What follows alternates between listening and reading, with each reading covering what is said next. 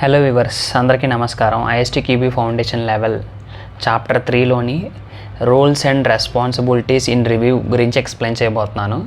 So review చేసేటప్పుడు అందులో ఉండే రోల్స్ ఏంటి, అలాగే రెస్పాన్సిబిలిటీ, వాళ్ళ యొక్క రెస్పాన్సిబిలిటీస్ ఏమేంటి వాటి గురించి చెప్పబోతాను అనమాట. ఫస్ట్ వచ్చేసి మేనేజర్ అనమాట. మేనేజర్ అనేవాడు అసలు ఏం రివ్యూ చేయాలి అనేవాడు డిసైడ్ చేస్తాడు. అలాగే రివ్యూ చేయడానికి ఎంతమంది రిసోర్సెస్ కావాలి, ఎంత టైం కావాలి ఆ రివ్యూ చేయడానికి, ఇవన్నీ డిసైడ్ చేసేది మేనేజర్ అనమాట.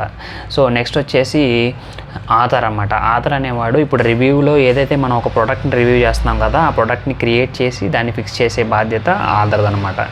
నెక్స్ట్ వచ్చేసి మోడరేటర్ని ఫెసిలిటేటర్ అని కూడా అంటారన్నమాట.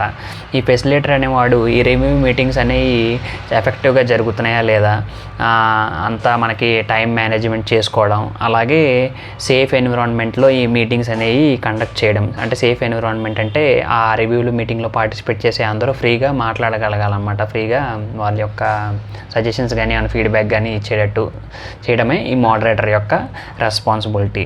నెక్స్ట్ వచ్చేసి స్క్రైబ్ అనమాట. స్క్రైబ్ని రికార్డర్ అని కూడా అంటారన్నమాట.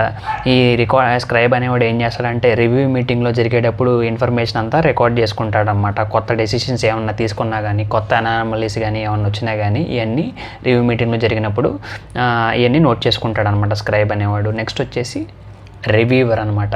రివ్యూవర్ అనేవాడే రివ్యూని పర్ఫామ్ చేస్తాడనమాట.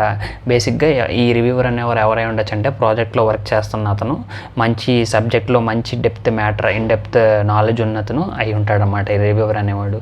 నెక్స్ట్ వచ్చేసి రివ్యూ లీడర్ అనేవాడు మనకి ఓవరాల్ రెస్పాన్సిబిలిటీ తీసుకుంటాడనమాట. ఎవరెవరు ఈ రివ్యూలో ఇన్వాల్వ్ అయి ఉండాలి, అలాగే ఎప్పుడు ఎక్కడ ఈ రివ్యూ అనేది జరపాలి అని చెప్పేసి చేసేది ఈ రివ్యూ లీడర్ యొక్క రెస్పాన్సిబిలిటీ అనమాట. So that's all friends. Thank you.